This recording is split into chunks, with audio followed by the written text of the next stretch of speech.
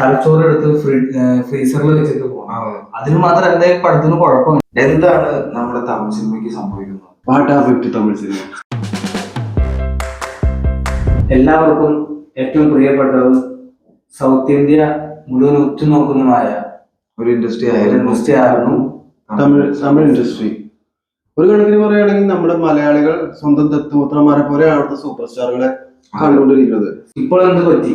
പറ്റിയെന്ന് വെച്ചാൽ pan India മൂവീസിന്റെ പുറകെ പോയി പാൻ ഇന്ത്യൻ 1000 കോടി ലക്ഷ്യം വെച്ചിട്ട് ലാസ്റ്റ് ഒരു ഇത് ഞാൻ കേട്ടായിരുന്നു. ലാസ്റ്റ് ഇറങ്ങിയ ഒരു സിനിമയ്ക്ക് 1000 കോടി നിർബന്ധം പറഞ്ഞ് പ്രൊഡ്യൂസർ ഡയറക്ടറിന്റെ അടുത്ത് നിർബന്ധം പറഞ്ഞിട്ട് അതിന്റെ പ്രൊഡ്യൂസർ കലാനിധി മാരൻ 1000 കോടി വേണം നിർബന്ധം പറഞ്ഞ് ഡയറക്ടറിനെ കൊണ്ടുള്ള ഓരോ ഇന്ത്യൻ സ്റ്റാർസ് ഓരോ ഇൻഡസ്ട്രിയിലും ഒരു സിനിമ 400 കോടിയാണ് സിനിമയുടെ ബഡ്ജറ്റ്. അതിൽ 150 കോടി സൂപ്പർ സ്റ്റാറിനും 50 കോടി ലോക്കിക്ക്. ഇത് തന്നെയാണ് വോട്ടിനും സംഭവിച്ചതെന്നാണ് പറയുന്നത്. കാരണം VFX ചെയ്യാനൊന്നും ബഡ്ജറ്റ് ഉണ്ടായില്ല അവരുടെ. കാരണം ആക്ടർക്ക് തന്നെ ആ ബഡ്ജറ്റ് കൊടുത്തു. ഒരു ആക്ടർക്ക് ഇത്രയും കൊടുക്കണതല്ല പ്രശ്നം. കാരണം ഇപ്പൊ രജനീകാന്ത് 150 കൊടുത്ത പുള്ളിക്ക് അത് റിട്ടേൺ മേടിക്കാനുള്ള സ്റ്റാർ അതുകൊണ്ട് കൊടുക്കണം. പക്ഷെ ഇതേ രജനീകാന്ത് തന്നെയാണ് പണ്ട് ശിവാജിക്ക് 1 രൂപ മാത്രം മേടിച്ച് ആക്ട് ചെയ്തത്. 1 രൂപ മാത്രം അഡ്വാൻസ് മേടിച്ച് ഇറ്റ കഴിഞ്ഞിട്ട് പൈസ തന്നാൽ മതി എന്നുള്ള ഇതില് പറഞ്ഞ ആളാണ് ഇപ്പൊ ഇങ്ങനെ മേടിച്ചോണ്ടിരിക്കുന്നത്. ബഡ്ജറ്റ് കൂടുമ്പോ സിനിമയിലേക്ക് ബഡ്ജറ്റ് ഇറക്കാനില്ല. സിനിമയിൽ ബഡ്ജറ്റ് ഇറക്കുന്നില്ല. സിനിമയ്ക്ക് വേണ്ടി ഒരു നല്ലൊരു സിനിമ, ആ ഒരു സിനിമയല്ല നോക്കുന്നത്, എങ്ങനെ ഒരു 1000 കോടി മേടിക്കുക, അപ്പൊ കൂടുതൽ ഓഡിയൻസിനെ എങ്ങനെ അപ്പീൽ ചെയ്യാ, അതിനെങ്ങനെ നല്ലൊരു സിനിമ എന്ന് പറയുമ്പോൾ നമുക്ക് നല്ല വിഷ്വൽസ് വേണം, നല്ല കുറെ VFXൽ പോലും നല്ല കുറെ ക്വാളിറ്റി ഉണ്ടാവണം.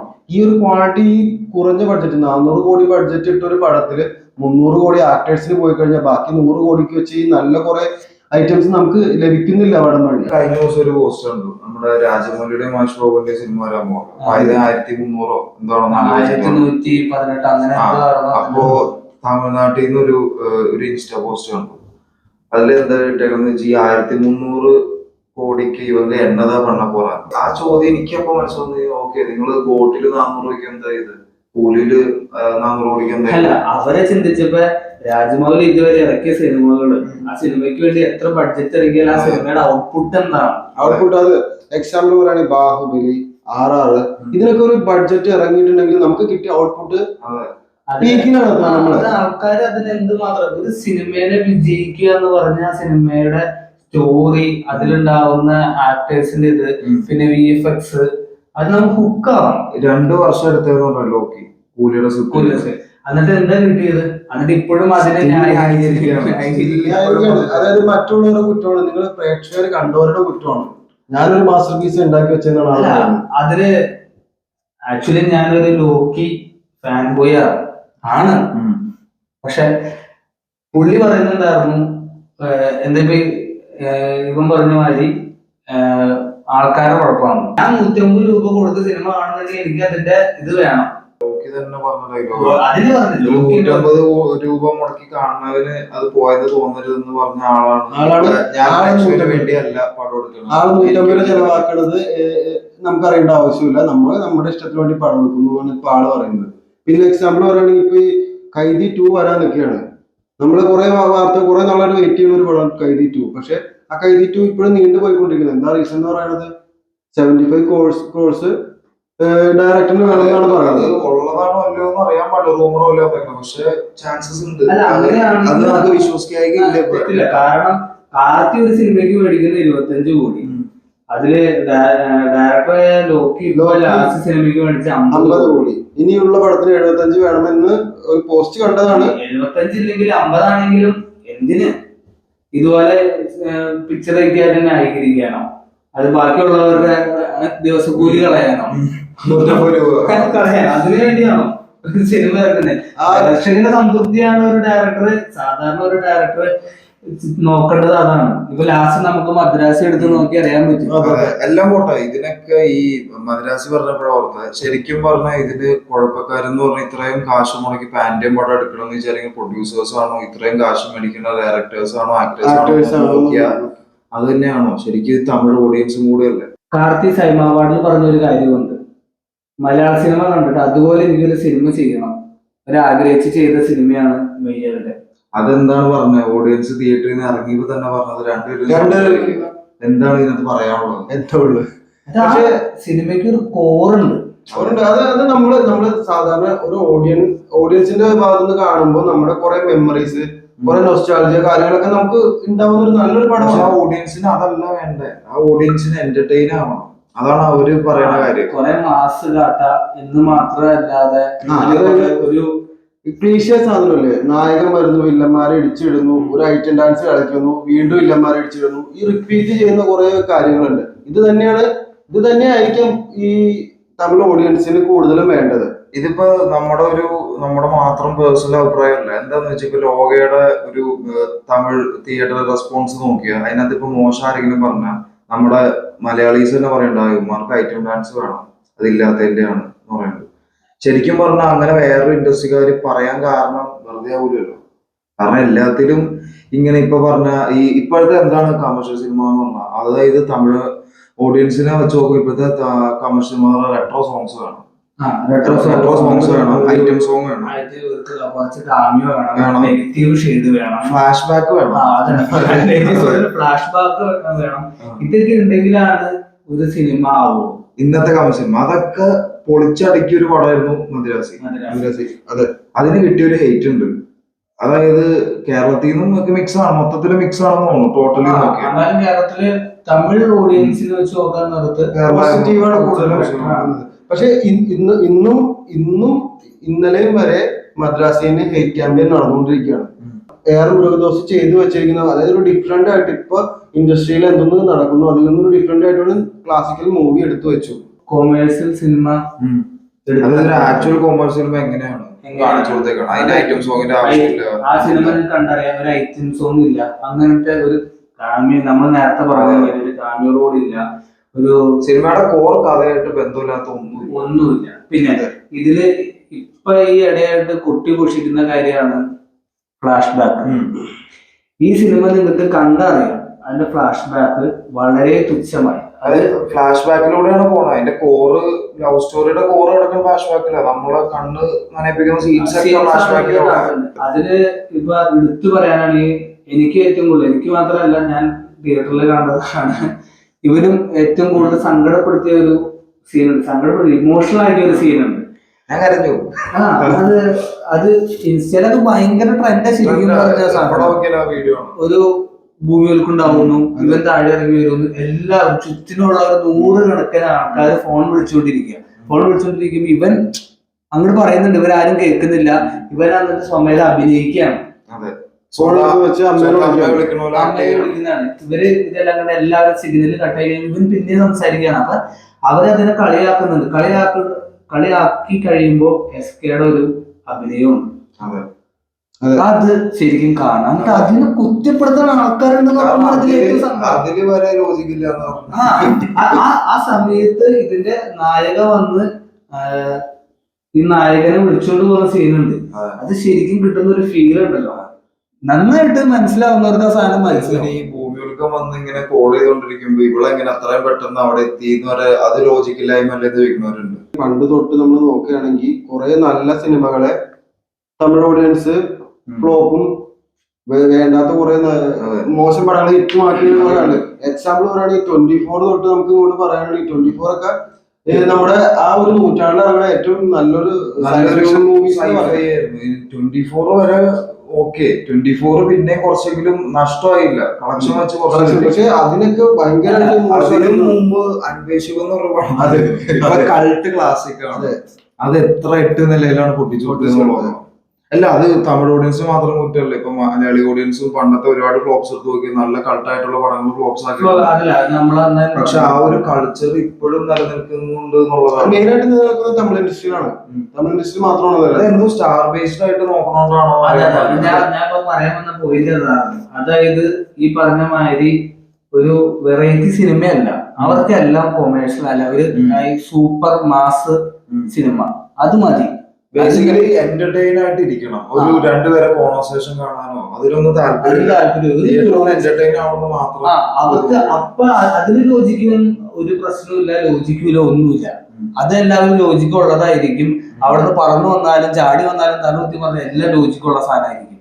പക്ഷെ നല്ലൊരു സാധനം ഈ പറഞ്ഞ മാതിരി ഒരു ലവ് ഉള്ള സാധനം അല്ലെങ്കിൽ ഒരു രണ്ടാൾ തമ്മിലുള്ള സംഭാഷണം അങ്ങനെയുള്ള സാധനത്തിനൊന്നും ഇവർക്ക് അംഗീകരിക്കാൻ പറ്റത്തില്ല. ഒരു ഫേമസ് ആക്ടർ മെയിൻ റോൾ വേണം. ആ മെയിൻ റോളിൽ നിൽക്കുന്ന ആള് കുറച്ച് മാസമായിരിക്കണം, കുറച്ച് ആക്ഷൻ കാണിക്കണം, ഡാൻസ് കളിക്കണം. ഇതൊക്കെ ഉണ്ടെങ്കിൽ മാത്രമേ നല്ല പടം ആവുന്നുള്ളൂ എന്നാണ് ഇപ്പോഴത്തെ തമിഴ് ഓഡിയൻസിന്റെ ഭൂരിഭാഗം ആൾക്കാരുടെ ഒരു ചിന്താഗതി. നമ്മുടെ മെയ്യകന്റെ ഡയറക്ടർ സൂര്യാണല്ലോ പ്രൊഡ്യൂസർ. സൂര്യ അടുത്ത് ഇങ്ങനെ പറഞ്ഞു ഈ പടം ഇങ്ങനെ ഇങ്ങനെ ആയല്ലോ എന്നൊക്കെ പറഞ്ഞു. അപ്പൊ സൂര്യയുടെ ഒരു ഇത് പറഞ്ഞെന്താ വെച്ചാൽ പടം ആക്ച്വലി 25% ലാഭം തന്നെയാണ്, പുള്ളിക്ക് നഷ്ടമില്ല. അപ്പൊ സൂര്യ ഡയറക്ടറുടെ അടുത്ത് പറഞ്ഞ കാര്യം ഭക്ഷണം കൊടുക്കാൻ എല്ലാവർക്കും പറ്റും, മെഡിസിൻ കൊടുക്കാൻ എല്ലാവർക്കും പറ്റില്ല എന്നുള്ളത്. കാരണം ഈ പടം ഒരു മെഡിസിൻ ആണ്. അതായത് ഈ തമിഴ് കൾച്ചറിനെ ഭയങ്കരമായിട്ട് ബേസ് ചെയ്തുള്ള പടം. അത് റിലേറ്റ് ആവുന്നത് തമിഴ് ഓഡിയൻസിനും പിന്നെ നമ്മൾക്കും ഒക്കെയാണ്. സൗത്ത് ഇന്ത്യൻസിനാണ് കൂടുതൽ റിലേറ്റ് ആവുന്നത്. ബട്ട് നോർത്ത് ഇന്ത്യൻസ് ഒക്കെ ആ പടത്തിനെ കുറിച്ച് റിവ്യൂ പറയണേക്കണം. സ്റ്റിൽ എന്തുകൊണ്ട് തമിഴ് കൾച്ചറിൽ ഇത്ര ഇടപെട്ട് നിൽക്കണ ആ പടം തമിഴ്നാട്ടുകാർ ആ ഒരു ഇറങ്ങിയ ഒരു രണ്ടാഴ്ചത്തേക്ക് മോശം പടം എന്നുള്ളത് പറഞ്ഞതാണ്. മോശം പടം എന്ന് പറഞ്ഞ ഡയറക്ടർക്ക് അവസാനം കുറെ സീൻസ് കട്ട് ചെയ്യേണ്ടി വന്നു. ഇവര് ഇന്ന് ഫ്ലോപ്പാന്ന് പറയുന്ന സാധനം വേറൊരു ഇൻഡസ്ട്രിയിൽ ഒരു സിനിമ ഇറങ്ങി കഴിഞ്ഞാൽ അത് അവര് അതിനൊരു ക്യാമ്പയിൻ നടത്തി അതിനെ സോഷ്യൽ മീഡിയയിൽ ഹിറ്റ് ആക്കാം. അതെ, basically Tamil industry and Telugu industry തമ്മിലൊരു ഹേറ്റ് ക്യാമ്പയിൻ ഭയങ്കരമായിട്ടുണ്ട്. സോഷ്യൽ മീഡിയ നോക്കി അറിയാം, ഭയങ്കരമായിട്ടുണ്ട്. അത് എസ്പെഷ്യലി തെലുങ്ക് ഇൻഡസ്ട്രിയുടെ നിലയിലേക്ക് എത്തണം എന്നുള്ളൊരു ആഗ്രഹം കൊണ്ടായിരിക്കാം. ഒരു നല്ലൊരു ആഗ്രഹമാണ്. അതിന് ഇങ്ങനെയാണോ? അല്ല, മെയിൻ എക്സാമ്പിൾ അവർക്ക് 1000 കോടിയുണ്ട്, അവർക്ക് 1200 കോടിയുണ്ട്, നമുക്ക് എന്തുകൊണ്ടില്ല? ആ ഒരു തോട്ട് പ്രോസസ് കൂടുതൽ നടക്കുന്നതുകൊണ്ടായിരിക്കാം ഒരു അതിന് അവര് പൈസ ഇറക്കാന്നുള്ള കാര്യമില്ല. നല്ല സിനിമ എടുക്കാം. ഇപ്പൊ ഇവിടെ നമ്മൾ മലയാളത്തിൽ നോക്കുകയാണെങ്കിൽ ലോകയുടെ കോടിയാണ്. പക്ഷെ ഇപ്പോ നിലവിലെ കളക്ഷൻ 202 കോടിയാണ്. മേ ബി ഒരു 2 വീക്സ് കൂടി ഓടിക്കഴിഞ്ഞാൽ മലയാള ഇൻഡസ്ട്രിയിലെ ഏറ്റവും ടോപ്പ് ബെസ്റ്റ് ഗ്രോസ് മൂവി ആവാൻ സാധ്യതയുള്ള പടമാണ്. പക്ഷെ അതിന് ഹേറ്റ് ക്യാമ്പയിൻ അല്ലായിരുന്നു. ഹേറ്റ് ക്യാമ്പയിൻ അല്ല. അപ്പൊ ആ പടം വന്നപ്പോ മാവീരൻ എന്ന് പറഞ്ഞ പടം 8 നില പൊട്ടിച്ചൊരു കൊടുത്തിട്ടുണ്ട്. മാവീരനാ ഈ ഇന്ത്യയിലെ തന്നെ ബെസ്റ്റ് സൂപ്പർ ഹീറോ മൂവി. ആ സൂപ്പർ ഹീറോ മൂവി ആണോ എന്നുള്ളതിന് തന്നെ ഇപ്പോഴും തർക്കമുള്ളതാണ്. എന്റെ അഭിപ്രായത്തിൽ സൂപ്പർ ഹീറോ മൂവി അല്ല. എന്റെ അഭിപ്രായം എനിക്ക് ഇഷ്ടപ്പെട്ട സിനിമയാണ്. സിനിമ നല്ല പടമാണ്. പക്ഷേ സൂപ്പർ ഹീറോ മൂവിയാണോ ഇപ്പൊ അവർക്കതൊരു സൂപ്പർ ഹീറോ മൂവിയാണ്. അതുപോലെ ഹിപ്പോ തമിഴയുടെ വീരൻ അത് സൂപ്പർ ഹീറോ മൂവിയാണ്. അതൊക്കെ വേറെ സൂപ്പർ ഹീറോ മൂവിയല്ല, അതൊക്കെ ബെസ്റ്റ് സൂപ്പർ ഹീറോ മൂവീസ് ആണ്. പക്ഷെ നോക്കിയതാണ് ഒരു സൂപ്പർ ഹീറോ മൂവി ഇറക്കാൻ, അതും 8 നില ഫ്ലോപ്പ് ആയത്. ഇപ്പൊ അതിനെയും എടുത്തുകൊണ്ട് എന്തുകൊണ്ട് ആ ഒരു ഇറങ്ങിയ ടൈമിൽ ഇതൊന്നും സൂപ്പർ ഹിറ്റ് ആയില്ല, നല്ല മൂവി ആയില്ല? അതാണ് ഇവരുടെ ഓഡിയൻസ്. ഇത് ജസ്റ്റ് മലയാളം ഇൻഡസ്ട്രീനെ ഡീഗ്രേഡ് ചെയ്യാതെ അതാണ് ഈ ആ ക്യാമ്പയിന്റെ പ്രശ്നം. അവരേലും നല്ലതൊന്ന് ഇവിടെ നടക്കുകയാണെങ്കിൽ നമ്മുടെ അതിൽ നല്ലതുണ്ടെന്ന് തുറന്നു കാണിക്കുക. പക്ഷെ സ്റ്റിൽ അവരാണ് മഞ്ഞുമൽ ഈ ഒരു ലെവലിൽ എത്തിച്ചത്. കാരണം അത് അവരുടെ സ്ഥലത്ത് നടക്കുന്ന അല്ലെങ്കിൽ അവരെ ബേസ് ചെയ്ത് നടക്കുന്ന കാര്യങ്ങൾ അവർ വളരെ സപ്പോർട്ട് ചെയ്യും, ഇല്ലാന്ന് പറയുന്നില്ല. അല്ലാതെ ബാക്കിയുള്ള കാര്യങ്ങളിലൊക്കെ മോശം എന്നുള്ള രീതിയിൽ തമിഴ് ഓഡിയൻസ് മോശം എന്നുള്ളതല്ല പോയിന്റ്. ഒരു മാസ് കളക്ഷൻ ഓഫ് ഓഡിയൻസിനെ എടുക്കുമ്പോ അവർക്ക് ഇങ്ങനെ ഒരു മാസമായിട്ടുള്ള തോട്ട് ഉണ്ട്. കാരണം ഇന്ന മൂവീസിൽ ഇന്നത് വേണം, ഇന്നത് ഇങ്ങനെ ആയിരിക്കണം, അങ്ങനെ ഒരു അജണ്ട വെച്ച് പോണോണ്ടാണ് ഇങ്ങനെ കുറെ എന്തോ ഭയങ്കര ഹൈപ്പായിട്ട് പോകുമ്പോ മോശമായിട്ട് പോകും. ഇനി മോശമാണെന്ന് വിചാരിച്ച പടം കാണുമ്പോൾ നല്ലതാണെങ്കിലും സ്റ്റിൽ മോശം തന്നെ പറയും. നല്ലത് പറഞ്ഞു കഴിഞ്ഞാൽ ആൾക്കാരെ വിചാരിക്കുന്ന ഒരു തോട്ട്, പിന്നെ അവർക്ക് ഇഷ്ടപ്പെട്ട നടനായിരിക്കില്ല, അങ്ങനെ കുറെ കാര്യങ്ങളുണ്ടാവും. ഈ ആക്ച്വലി നമുക്ക് ഈ ടോപ്പിക്ക് വരാൻ തന്നെയുള്ള ഒരു കാരണം എന്താ വെച്ച് കഴിഞ്ഞാൽ നമ്മൾ മദ്രാസി കണ്ടിറങ്ങിയിട്ട് നമ്മൾ പറഞ്ഞ റിവ്യൂവും നമ്മൾ കേട്ടതായ റിവ്യൂവും കാരണമാണ് നമുക്ക് ഇങ്ങനെ ഒരു ശരിക്കും പറഞ്ഞ ഇതിനു മുമ്പ് വന്നിട്ടുണ്ടെങ്കിലും ഇത്ര നമ്മൾ രോഷാകുലനാക്കിയ കാര്യം ഇതാണ്. അത് അത്ര നല്ല ഇപ്പൊ ഒരിക്കലും മദ്രാസി ഒരു പെർഫെക്റ്റ് മൂവി അല്ല. പക്ഷെ അതൊരു ഈ അടുത്ത് വന്ന തമിഴ് പടങ്ങളിൽ ബെസ്റ്റ് കമേഴ്ഷ്യൽ മൂവി അത് തന്നെയാണ്.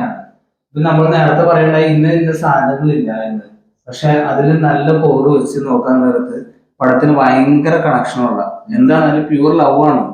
ഇപ്പൊ തുടക്കം തന്നെ നമുക്ക് കണ്ടറിയാം.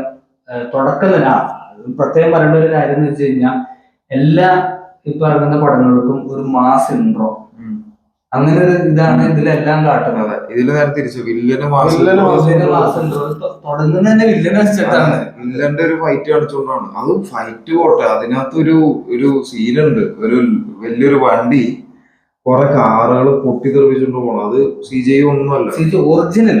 അത് ഞാൻ തിയേറ്ററിൽ ഫസ്റ്റ് ആണ് ഞെട്ടിപ്പോയ ഒരു സാധനമാണ്. കാരണം ഓക്കെ, ഇത് വലിയൊരു സംഭവമാണെന്ന് തോന്നിപ്പിക്കുന്ന സീൻ. ലോകേഷ് ഇത്രയും കോടി മുടക്കിയിട്ട് അങ്ങനെ മനസ്സിൽ വെക്കണ ഒരു സീൻ പോലും കൂലി സിനിമയില് ഫൈറ്റ് സീൻ എടുത്ത് നോക്കാം നമുക്ക്. പേര് കേട്ട ഫൈറ്റ് കൊറിയോഗ്രാഫി ചെയ്യുന്ന ആൾക്കാരാ. ഈ സിനിമയിൽ എടുത്ത് നോക്കാം എന്തുമാത്രം അതിനുള്ള ഡിഫറൻറ്റ് എന്നുള്ള കാര്യം. ഇതിന് ഫൈറ്റ് സീൻസിന് ഒരു മീനിങ് ഉണ്ട്. ഫൈറ്റ് സീൻസ് കണ്ടിരിക്കാൻ ഒരു രസമുണ്ട്, അതിന്റെ ക്യാമറ ആംഗിൾസ് ഒരു രസമുണ്ട്. ഒന്നും വേണ്ട, കൂലിയിലെ ഒരു ഫൈറ്റ് മാത്രം എടുത്ത് പറയാം. അവരുടെ ഫൈറ്റ് ഭയങ്കര വൃത്തികളാണ്. അതായത് രജനീകാന്തിനെ കൊണ്ടാവില്ല അങ്ങനത്തെ ഫൈറ്റ്സ്. ഓക്കെ, ഇതേ ഫൈറ്റ് കൊറിയോഗ്രാഫർ, അതായത് മദ്രാസിന്റെ ഫൈറ്റ് കൊറിയോഗ്രാഫർ തന്നെയാണ് ജയിലറിന്റെ. ജയിലറിൽ രജനീകാന്തിനെ എങ്ങനെയാണ് യൂസ് ചെയ്ത അതാണ് നമ്മൾ ഇതിൽ നോക്കേണ്ടത്. അതായത് കൂലിയിലെ ആ ഫൈറ്റ് അങ്ങനെ തന്നെ എടുക്കണമെന്നില്ല, അത് അവരുടെ ചോയ്സ്, ഡയറക്ടറുടെ ചോയ്സ് ഒക്കെയാണ്. പക്ഷെ അത് കണ്ടിരിക്കണം നമ്മളാണ്. നമുക്കത് തിയേറ്ററിൽ വ്യക്തമാണ് അദ്ദേഹത്തിന്റെ മുഖമല്ല. നമ്മുടെ ലെജൻഡ് ശരവണന്റെ ഒരു മൂവി ഉണ്ട്, ലാസ്റ്റ് മൂവി, അത് എനിക്കൊരു വ്യത്യാസമൊന്നുമില്ല. അതിലും ഇത് തന്നെ പ്രശ്നം. അതായത് പുള്ളിയുടെ മുഖമല്ല, മുഖം ഒട്ടിച്ചു വെച്ചേക്കാണ്. ശരിക്കും അറിയാം, അതിന് വേറെ ടെക്നിക്കൽ ടേംസ് യൂസ് ചെയ്യേണ്ട കാര്യം പോലും, ലിറ്ററലി ഒട്ടിച്ചു വെച്ചേക്കാം, അങ്ങനെ തന്നെ പറയാൻ പറ്റുള്ളൂ. നമുക്ക് മനസ്സിലാവും. അത് ഫേസിലോട്ട് നോക്കിയാൽ ഫേസ് ഇങ്ങനെ ആടിക്കൊണ്ടിരിക്കുകയാണ്. അത് ലെജൻഡ് ഒരു പടത്തിൽ അതേ ടൈപ്പ് ഒരു സാധനമാണ് ഇത്രയും വില മതിച്ച, ഇത്രയും സ്റ്റാർസ്, ഇത്രയും സ്റ്റാർ ഡയറക്ടറോട് ഒരു പടത്തിൽ കാണാനുള്ളത്. അതെ, പിന്നെ അതിന് സ്ലോ മോഷൻ കൊടുത്തേക്കുന്ന രീതി, ഒരു ഫൈറ്റിന്റെ ഇടയ്ക്ക് സ്ലോ മോഷൻ കൊടുക്കുമ്പോൾ എന്ന് പറഞ്ഞു കഴിഞ്ഞാൽ ഒരു ഫൈറ്റ് ഫുള്ള് സ്ലോ മോഷൻ കൊടുത്താൽ എങ്ങനെ ഉണ്ടാവും? അതാണ് ആ ഒരു മാച്ചിൽ നടക്കുന്ന ഒരു ഫൈറ്റിൽ നടക്കുന്നത്. അല്ല, അത് മാത്രല്ല, ജയിലർ സിനിമയില് കണ്ട മാതിരി കുറെ ആൾക്കാരെ കൊണ്ടുവന്ന് ഇവിടെ ആണെങ്കിൽ കുറെ ആൾക്കാര് ഒരു വിസലിന് വേണ്ടി കാത്ത് റൂമിന്റെ അകത്ത് വാതില് ചെവിയും കോർത്ത് നിൽക്കുന്ന സീൻ, പോലീസ് എന്തൊക്കെയാ കാണിച്ചു കൊടുക്കും. അവസാനം ഒരു പെട്ടിയൊക്കെ കൊണ്ടുവരും, എന്തോ മാരവായുധമൊക്കെ തോന്നും, കൊക്കി കൊണ്ടുവന്നെ. ഓക്കെ, അതൊക്കെ ഇഷ്ടപ്പെട്ടവർക്ക് ഇഷ്ടപ്പെടാം മേ ബി. ഇപ്പൊ നമ്മള് അതിന് നെഗറ്റീവ് പറയാനല്ല. അതെ, നമുക്കുള്ള ബുദ്ധിമുട്ട് വെച്ചാൽ ഇത് മദ്രാസ് മുരുദാസിന്റെ ഒരു സിനിമ എടുത്ത് ഇപ്പൊ ലോക്കിയായിട്ട് കമ്പയർ ചെയ്യാൻ നടത്തി. ഇത്രയും കാശ് കൊടുത്ത പടം, നമ്മൾ ഈ രണ്ട് സിനിമയ്ക്കും കാശ് കൊടുത്ത് നമ്മൾ സിനിമ കാണാൻ പോയാൽ അത് നോക്കുമ്പോൾ 400 കോടി മുടക്കി ഒരു പടം എടുത്തിരിക്കുന്നു, ഇവിടെ 150 കോടി മുടക്കി ഒരു പടം എടുത്തിരിക്കുന്നു. രണ്ടിനും ക്വാളിറ്റി വെച്ച് നോക്കുമ്പോഴല്ലോ 150 കോടിക്ക് വളരെ വ്യത്യാസമുണ്ട് 400 ആയിട്ട്. കാരണം അതിന് ശരിക്കും ചെലവ് 400 കോടി അല്ല, സ്റ്റാർസിന് കൊടുത്ത കാശാണ് അത്. ഇതില് ഇപ്പൊ ഞങ്ങൾ പറഞ്ഞു ഫൈറ്റിലൊപ്പമുള്ള ക്യാമറ എല്ലാം, അത് ഒരു വില്ലൻ, 2 വില്ലന്മാരുള്ള 2 വില്ലന്മാർ തമ്മിലുള്ള ഒരു കെമിസ്ട്രി ഉണ്ട്. ഒരു നല്ല ഇന്റർവൽ ബ്ലോക്ക് ഉണ്ട്. ഇത് ഓഡിയോ ലോഞ്ചിന്, കൂലിയുടെ ഓഡിയോ ലോഞ്ചിന് ഇന്റർവൽ ബ്ലോക്കിനെ പറ്റി എന്തൊക്കെയാ പറഞ്ഞോണ്ടിരുന്നത്. മദ്രാസിന്റെ ഇന്റർവൽ ബ്ലോക്ക് ഹുക്ഡാണ് നമ്മള്. ഓക്കെ, ഇന്ന ആൾക്ക് ഇന്നെ സംഭവിച്ചു, ഇനി അയാൾ തിരിച്ചു വരുമോ, അപ്പൊ ഇത്ര ഉള്ള മറ്റേയാളാണോ അപ്പൊ ശരിക്കും മറ്റേത്, അങ്ങനെയൊക്കെ നമുക്ക് തോന്നുന്ന രീതിക്ക് അതാണ് ഒരു ഇന്റർവൽ ബ്ലോക്ക് എന്ന് പറഞ്ഞാൽ. ഹുക്ഡായിരിക്കും. അത് മാത്രല്ല, ആ സീൻ കാണുമ്പോൾ തന്നെ നമുക്കാണെങ്കിലും അതെ, അങ്ങനെ കൂലിയുടെ എന്നൊക്കെ പറഞ്ഞ ഒരു സൈഡ് വില്ലൻ, നാഗാർജുന വില്ലനല്ല, സൈഡ് വില്ലൻ തന്നെ പറയാം. സൈഡ് വില്ലൻ ആണെങ്കിൽ ഒരു സ്വന്തം അച്ഛനെ കൊന്ന ആളെ കണ്ടിട്ട് ഓർമ്മയില്ല. ഇത് തന്നെ അല്ലാതെ ഏത് പുള്ളിയുടെ തൊട്ടടുത്ത് കിടക്കുന്ന വലിയൊരു കൊട്ടാരമാണെന്ന് ചോദിച്ചാൽ അതിന്റെ പേര് എന്നിട്ട് ലോകം മൊത്തം കിട്ടിയില്ല. എന്നിട്ട് എന്താ ഇതിന്റെ ആരാ നമ്മുടെ ഇന്റർവ്യൂർ അല്ല പുള്ളി പറയുന്നത് അതില് അമീർ ഖാൻ ശരിക്കും ഒരു ഡാഡീസ് ബോയ് ആണ്. പുള്ളി ആൾക്കാര് പറയണ ഈസ ക്ലൗൺ, അതെ ഈസ ക്ലൗൺ, അത് അങ്ങനെയാണ് ക്യാരക്ടർ എന്നൊക്കെ. എന്തിന് ആ ഒരു ക്ലൗൺ ആ ഒരു സിനിമയില് ആ പെർട്ടിക്കുലർ ഭാഗത്ത് എന്ത് ആവശ്യമുണ്ട്? അതായത് ആ ക്ലൗൺ, ഓക്കെ ക്ലൗൺ ആണെങ്കിൽ ക്ലൗൺ ആക്കാൻ വേണ്ടി ഇത്രയും വലിയ സ്റ്റാറിനെ കൊണ്ടുവരുന്ന എന്ത് ആവശ്യമുണ്ട്? തമിഴ്നാട്ടില് ക്ലൗൺസ് ഒന്നുമില്ല. ഇപ്പൊ ഭയങ്കര ഹിറ്റ് ആക്കി കൊണ്ടേ കിടക്കാണ് ഭൂതി. ആ ഇറങ്ങിയ സമയത്ത് ഹേറ്റേഴ്സ് ഉണ്ടെങ്കിൽ ഇപ്പൊ ഹിറ്റ് ആയിട്ട് റിയാലിറ്റിയിലല്ല, 510 കോടി കിട്ടി. അത് 400 കോടി ഇറക്കിയിട്ട് 510 കോടി കിട്ടി. ഒരു ബ്രേക്ക് ഇവൻ പോയിന്റ് എന്ന് പറയുന്ന ഒരു 750 എങ്കിലും കിട്ടിയാലാണ് അത് പറയാൻ പറ്റുള്ളൂ. പക്ഷെ ഇപ്പോഴും തമിഴ്നാട്ടിലെ ഓഡിയൻസ് പറയുന്നത് കൂലി ബ്ലോക്ക് ബസ്റ്റർ ആണ്, ബമ്പർ ഹിറ്റ് ആണ്. അതിലെന്ത് കാര്യം ഓടിക്കണമെന്ന് എനിക്ക് മനസ്സിലാവുന്നില്ല.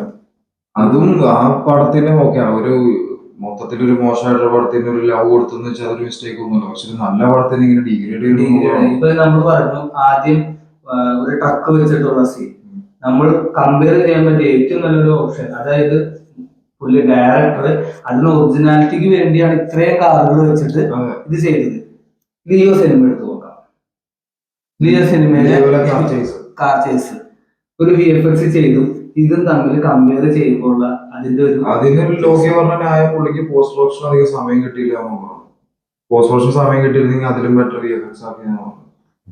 അതില്ലാതെ എങ്ങനെ ലോക്കിക്ക് തന്നെ നോക്കി, അതില്ലാതെ എങ്ങനെ ഇതിനെ ഒരു നല്ല രീതിയിൽ ഷൂട്ട് ചെയ്യാം. ഒരു നല്ലൊരു ഡയറക്ടർ ആയിരുന്നു എടുക്കാൻ തുടങ്ങിയപ്പോ കുറച്ച് പാടി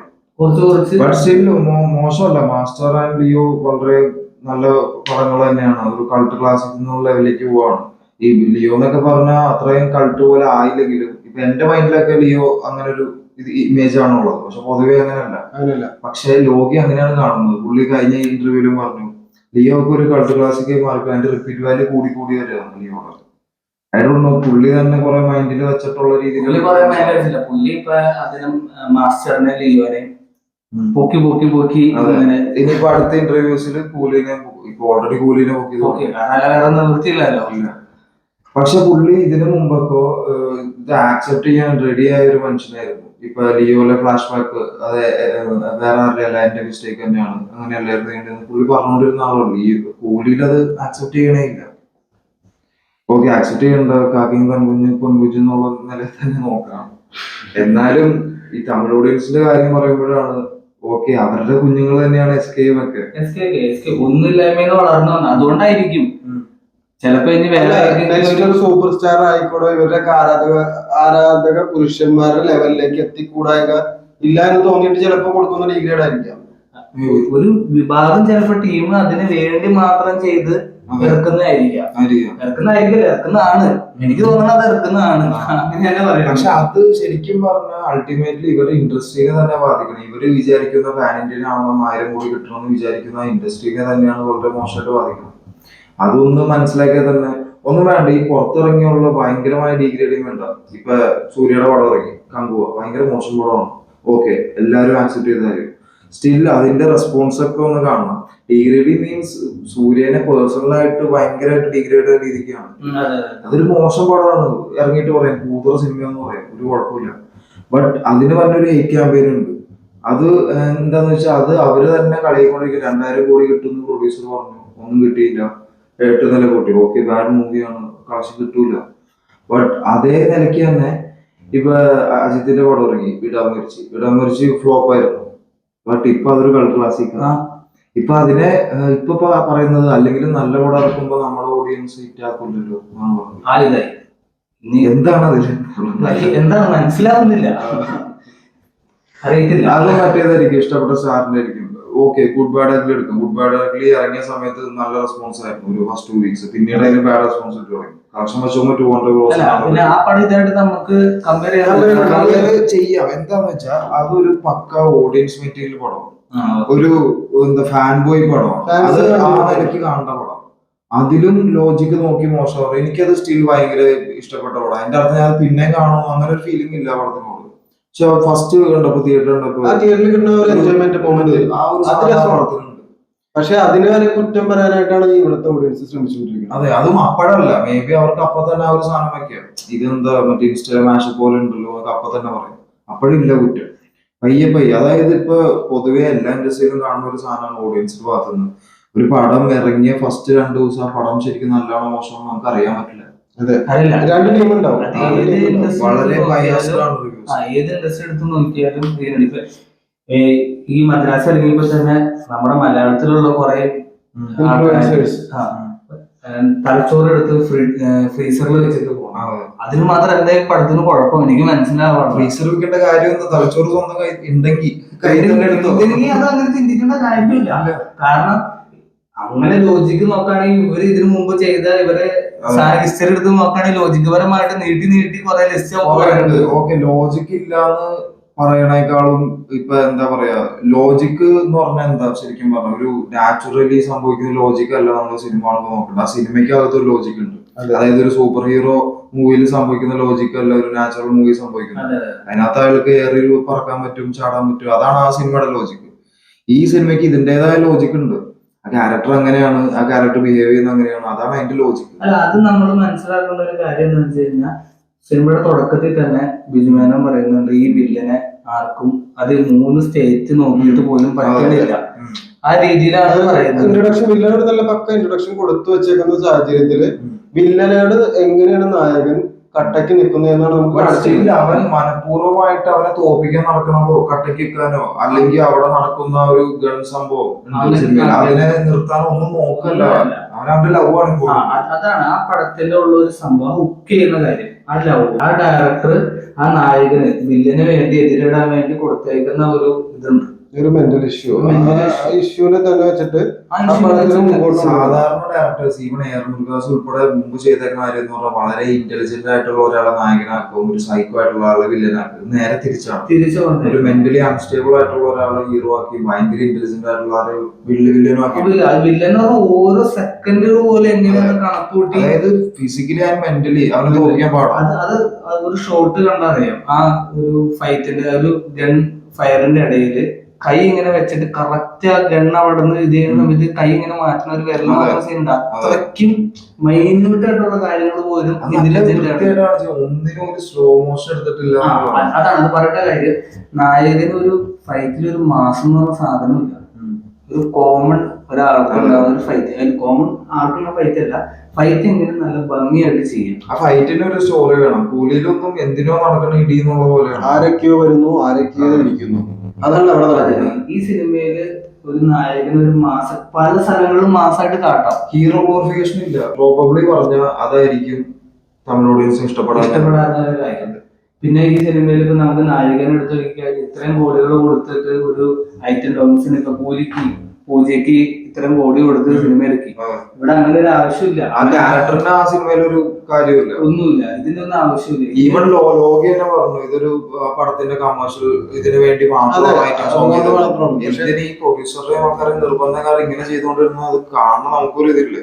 പക്ഷെ ഈ പടം മദ്രാസ് നോക്കുകയാണെങ്കിൽ ഒരു ഐറ്റം സോങ് അതുകൊണ്ട് പടമായിട്ട് ബന്ധമില്ലാത്തൊരു കാരണം ആ സ്റ്റോറിയിൽ അതിന്റെ ആവശ്യമില്ല, അതുകൊണ്ട് കൊടുത്തിട്ടില്ല.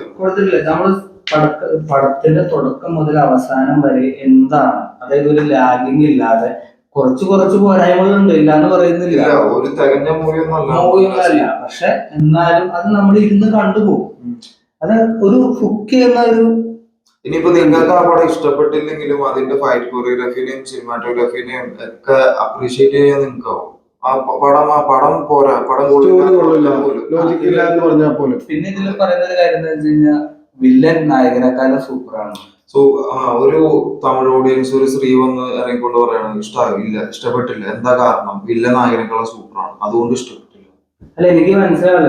വില്ലന്റെ ആ ആറ്റിറ്റ്യൂഡിൽ തന്നെ പോകുന്ന ആളാണ്. ഇതില് SK അത് ശരിക്കും ഒരു നായകൻ ഒരു കഥാപാത്രം ഉണ്ടാവുന്ന ഇമോഷണൽ ലവ് എല്ലാ കാര്യങ്ങളും. അതായത് വിക്രം കണ്ടിറങ്ങിയിട്ട് നായകനേക്കാളും സൂപ്പറാണ് 5 മിനിറ്റ് വന്ന വില്ലൻ എന്ന് പറഞ്ഞ അതേ ഓഡിയൻസ് ആണ് ഇതില് വില്ലൻ സൂപ്പർ ആയതുകൊണ്ട് പടം ഇഷ്ടപ്പെട്ടില്ല. അതായത് നമ്മുടെ പുലിമുരുകനിലൊക്കെ നടന്ന നായകനെ പൊക്കി പറയാനായിട്ടൊരു മൂപ്പനില്ലേ, ആ ഒരു മൂപ്പൻ കഥാപാത്രം ഈ പടത്തിലില്ല. ഇടയ്ക്കിടയ്ക്ക് നായകൻ സൂപ്പറാ, നായകൻ അടിപൊളി, അത് പറയാനായിട്ട്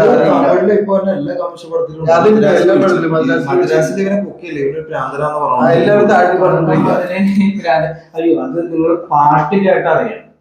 അതാണ് ആ നായികയുടെ ഒരു കാര്യം എടുത്ത് പറയുന്ന കാര്യം. ഇപ്പൊ പാട്ട് ഭയങ്കര ഹിറ്റാ പാട്ട്.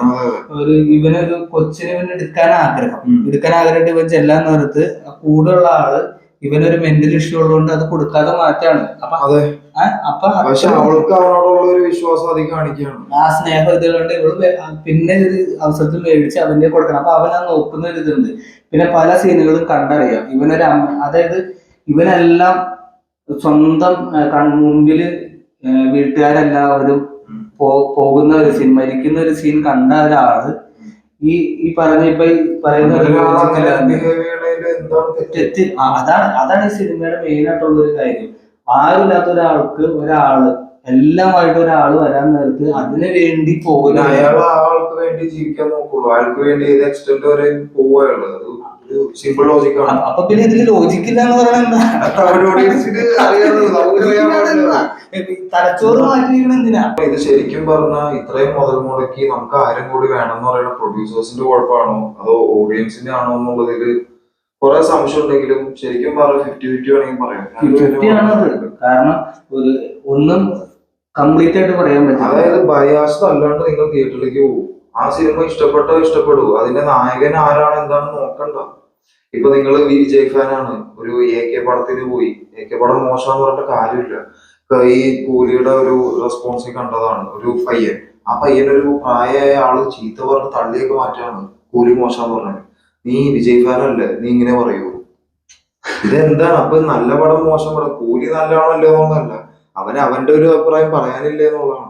അപ്പൊ ഇത്രയും കോടി മുടക്കി നമുക്ക് ഇത്രയും കോടി വേണം എന്നുള്ളതിനേക്കാളും ഇത്രയും കോടി മുടക്കി ആ കോടി കാണാനുള്ള നല്ലൊരു പടം വേണം. എക്സാമ്പിൾ പറഞ്ഞപ്പോ ലൈക്ക് പ്രൊഡക്ഷൻ വരെ നിർത്തി. കാരണം അവര് ഏറ്റവും കൂടുതൽ കാശ് കിട്ടും, ഏറ്റവും കൂടുതൽ വാരണമെന്നും പറഞ്ഞ് ഫുൾ വാരിക്കൊണ്ട് പോയി. ആരൊക്കെയോ കൊടുത്തവരെല്ലാം ഒന്നും കിട്ടാണ്ട് മടുത്തു അവർക്ക്. ഇത് തന്നെയാണ് മിക്കവാറും സൺ പിക്ചേഴ്സിനും അടക്കം ഇങ്ങനെ പോയത്. ഇങ്ങനെ പോയി കഴിഞ്ഞാൽ ഇത് ഇങ്ങനെ തന്നെ വരും. ഇനിയിപ്പോ അടുത്ത പടം ഇറങ്ങാൻ വരുന്ന ഇതിലേക്ക് കണ്ടറിയണം. ഇപ്പൊ പറഞ്ഞ കമലഹാസൻ ഇവരെല്ലാം 200 കോടി രജനിക്ക്, 150 കമലിന്, ലോക്കിയാണ് 100 കോടി മേടിക്കും. അപ്പൊ പിന്നെ ബഡ്ജറ്റ് 50 കോടി. മൊത്തത്തിൽ സൺ പിക്ചേഴ്സിന് പടത്തിന് ചെലവായത് 750 കോടി, 700 കോടി കാസ്റ്റിന്, 50 കോടി പടത്തിന്. അത് വേറെ ആരോ പറഞ്ഞ മാതിരി സിനിമയ്ക്ക് വേണ്ടി കാശിറക്കും. അല്ല, ചില ആക്ടേഴ്സ് ഒക്കെ ഇപ്പൊ അല്ലു അർജുനൊക്കെ ചെയ്യണ പോലെ ഷെയർസ് ആക്കി എന്തോ കുഴപ്പം, ലാഭത്തിൽ നിന്നുള്ള ഷെയർസ് ആക്കട്ടെ, നല്ലതല്ല. ഈ രജനീകാന്ത് ഒക്കെ പറഞ്ഞാൽ ശരിക്കും ഇതിന് നല്ലൊരു എക്സാമ്പിൾ ആയിട്ടുള്ള ആളായിരുന്നു. അതായത് ബാബയൊക്കെ ഫ്ലോപ്പ് ആയപ്പോ പുള്ളി ആ കാശ് നമ്മൾ തിരിച്ചു കൊടുത്ത ആളാണ് പ്രൊഡ്യൂസേഴ്സിന്. അത് വിജയും അങ്ങനെ ചെയ്യാറുള്ള ആളാണ്. അതുകൊണ്ട് അവർക്ക് അത്രയും മുതൽ മുടക്ക് കൊടുക്കുന്നതിന് കുഴപ്പമില്ല. കാരണം അവർക്ക് കൊടുത്ത ഈവൻ നഷ്ടം വന്നാൽ അവരുടെ ഇത് തിരിച്ചു കിട്ടും. പക്ഷെ ഇത് നമുക്ക് 1000 കോടി മുട്ടണം എന്നും പറഞ്ഞുകൊണ്ട് പോയത് ആണ് ഒരു പ്രശ്നം. അപ്പൊ ഇതില് ചിന്തിക്കുന്ന ഒരു കാര്യം എന്താ വെച്ച് കഴിഞ്ഞാൽ ഓഡിയൻസും ചിന്തിക്കണം, പ്രൊഡ്യൂസർമാരും ചിന്തിക്കണം. അതെ, ബയാസ്ഡ് അല്ലാണ്ട് നിങ്ങൾക്ക് സിനിമ കാണാൻ പറ്റും. അങ്ങനെയാണെങ്കിൽ നിങ്ങൾക്ക് നല്ല സിനിമ നല്ലതായിട്ട് പോകും, സിനിമ മോശമായിട്ട് പോകും. നല്ല സിനിമകൾ കിട്ടുകയും ചെയ്യും, കൂടുതൽ ചെയ്യാം. ഈവൻ അവരും ട്രൈ ചെയ്യും, ഫിലിം മേക്കേഴ്സും അത് തന്നെ ട്രൈ ചെയ്യും. ഓക്കെ, ഈ സിനിമയിൽ ഐറ്റം സോങ്ങിന് ആവശ്യമുണ്ടോ എന്ന് അവരെന്നെ ചിന്തിക്കും. എന്താണ് പ്ലേസ് ചെയ്യേണ്ടത്, എവിടെയാണ് പ്ലേസ് ചെയ്യേണ്ടത് അവരെ ചിന്തിക്കും. ഇനിയിപ്പോ ഇത് ഇങ്ങനെ ചെയ്താൽ ഇങ്ങനെ നന്നായിരിക്കും, അപ്പൊ ഇത് ചെയ്ത് വെറുതെ എന്തിനാ ഒരു ഇത് കളയും. മെയിൻ ആയിട്ട് അതായത് ഒരു വിജയ് ഫാനാണെങ്കിൽ, എക്സാമ്പിൾ പറയാം, വിജയ് ഫാനാണെങ്കിൽ രജനീകാന്തിന്റെ പടത്തിന് പോയി കഴിഞ്ഞാൽ നല്ല പടമാണെങ്കിൽ നല്ല പടം എന്ന് പറയണം. അല്ലാതെ ഞാൻ വിജയ് ഫാനല്ലേ രജനീകാന്തിന്റെ പടം കൊള്ളൂല എന്ന് പറയാം. ആ ഒരു തോട്ട് പ്രോസസ് മാറ്റണം. നല്ല പടത്തിന് സപ്പോർട്ട് ചെയ്യാൻ ശ്രമിക്കണം എപ്പോഴും. ഇപ്പൊ ബോളിവുഡിനെ കണ്ടറിയാം, ബോളിവുഡ് ഇങ്ങനെ ഒരു രീതിക്കാണ് ഈ അവസ്ഥ നിൽക്കണം. അങ്ങനെ പോയി അതായത് പ്രൊഡക്ഷൻ ടീമിന് കൂടുതൽ വാല്യൂ കൊടുത്ത് അവർക്ക് എന്താ വേണ്ടതെന്ന് നോക്കി ഡയറക്ടർക്ക് എന്താ വേണ്ടതെന്നും ഓഡിയൻസ് എന്താ വേണ്ടതെന്നുള്ള വിട്ടു. അല്ല, ഈ കരൺ ജോഹർ ഈ ഏതോ ഇതിൽ പറഞ്ഞ മാതിരി അവാർഡ് ഷോയ്ക്കാൻ തോന്നുന്നു ഇതുപോലെ ഒരു ഡയലോഗ് പറഞ്ഞിട്ടുണ്ട്. നല്ല ഡയറക്ടർമാരാണ്, നല്ല ഇത് കിട്ടുന്നില്ല, ഇപ്പൊ ബോളിവുഡിന് കിട്ടുന്നില്ല, പച്ചയ്ക്ക് പുള്ളി പറഞ്ഞു. അപ്പൊ ഇത് പോയി കഴിഞ്ഞാൽ തമിഴ് സിനിമയ്ക്കും ഈ ഒരു അവസ്ഥയിലേക്ക് പോകും. നല്ല സിനിമ എടുക്കുക, നല്ല സിനിമയെ വിജയിപ്പിക്കുക. എന്ന് വെച്ചാൽ മലയാളം ഇൻഡസ്ട്രി ആണ് ഭയങ്കര ബെസ്റ്റ്, എല്ലാം നോക്കണ ഇൻഡസ്ട്രി ആണെന്നൊന്നും ആ രീതിക്ക് ആവാം ചിലപ്പോ മലയാളം ഇൻഡസ്ട്രി. ഇങ്ങനെ പോയി കഴിഞ്ഞാൽ അത് അങ്ങനെ ആവും അവസാനം. ഇങ്ങനെ പോയി പക്ഷെ മലയാളം ഇൻഡസ്ട്രി ഒരു റേഷ്യോ നോക്കുമ്പോൾ സ്റ്റിൽ നല്ല പടങ്ങളെ കൂടുതലും അംഗീകരിക്കുന്നുണ്ട്. അതായത് കാസ്റ്റ് നോക്കി അല്ലെങ്കിൽ എന്താ പ്രൊഡക്ഷൻ ടീമിനെ നോക്കിയിട്ടല്ല മലയാള സിനിമ. പണ്ടുണ്ടായിരുന്ന ഒരു കാലയളവിലാണ്. ഇപ്പൊ അങ്ങനെ ഒരു ഫാൻ ഫൈറ്റ് എന്നുള്ള സാധനമൊക്കെ പോയി നല്ല പടത്തിനെ വിജയിപ്പിക്കുക, നല്ല പടങ്ങൾ കാണുക. അത് തന്നെയാണ് എല്ലാരോടും ഉള്ള പറയാം. അങ്ങനെ ഒരു ഇതിൽ നമ്മൾ പോയാൽ നമ്മളൊരു ഓഡിയൻസ് നിലയ്ക്ക് നമ്മൾ വളരും. അതായത് നമുക്ക് നല്ല സിനിമ കിട്ടിയാൽ നമുക്ക് തന്നെ ഗുണം. ഒരു ഇന്നാളൊരു വീഡിയോ കണ്ട അയാളുടെ എഡ്യൂക്കേഷൻ എന്താണെന്ന് വെച്ചപ്പോ സിനിമ എന്നാണ് അയാൾ പറയുന്നത്. അയാൾക്ക് ഇതുവരെ കിട്ടിയിട്ടുള്ള നോളജ് ഒക്കെ സിനിമയെന്നാണ്. ഒരു എമോഷണൽ ഇരിക്കുന്ന ഒരാളെ നമുക്ക് ട്വിസ്റ്റ് ചെയ്യാൻ പറ്റിയ ഒരു കാര്യമാണ് സിനിമ. എക്സാമ്പിൾ പറഞ്ഞ വെട്രിമാരൻ ഭയങ്കര ചെയിൻ സ്മോക്കർ ആയിരുന്ന വെട്രിമാരൻ വാറനായിരുന്നു ഒറ്റ സിനിമ കൊണ്ട് സ്മോക്കിംഗ് നിർത്തി. അപ്പൊ അങ്ങനെ ഒരു രീതിയിൽ ഇൻഫ്ലുവൻസ് ചെയ്യാൻ പറ്റിയ ഒരു സംഭവമാണ് സിനിമ എന്നുള്ള. നമ്മള് നല്ല സിനിമയെ സപ്പോർട്ട് ചെയ്ത് ഈ 1000 കോടി 10,000 കോടി എല്ലാം നമ്മുടെ ഇൻഡസ്ട്രിയിലേക്ക് തന്നെ വരും. നമ്മള് സപ്പോർട്ട് കൊടുത്താൽ മതി, നല്ല പടത്തിന് സപ്പോർട്ട് ചെയ്യാൻ മാത്രം ശ്രമിച്ചാൽ മതി. അതായത് എല്ലാവരും ചിന്തിക്കുക, ഇൻഡസ്ട്രി എന്നത് മാറ്റിയിട്ട് എങ്ങനെ സൗത്ത് ഇന്ത്യ നോക്കിയിരുന്നില്ല, ഇന്ത്യയിലെ നല്ല പടങ്ങൾ ഇറങ്ങുമ്പോ അതിനെ വിജയിപ്പിക്കുക. ഈ പാൻ ഇന്ത്യ എന്നുള്ള ടേം പാൻ ഇന്ത്യൻ സ്റ്റാർസിനെ കൊണ്ടുവരല് മാറ്റിയിട്ട് ഒരു പാൻ ഇന്ത്യൻ ഓഡിയൻസ് ഓഡിയൻസ് നിലയിൽ ചിന്തിച്ച ഡയറക്ടർമാര് ചിന്തിച്ചു കഴിഞ്ഞാൽ അല്ലെങ്കിൽ അതിനു വേണ്ടി ഓഡിയൻസ് ചിന്തിച്ചു കഴിഞ്ഞാൽ നല്ല സിനിമകൾ കിട്ടും. എല്ലാവരും അതുകൊണ്ട് നല്ല സിനിമകൾ കാണുക, സപ്പോർട്ട് സപ്പോർട്ട് ചെയ്യുക. അത്രേ ഉള്ളൂ. Okay, bye. ബൈ.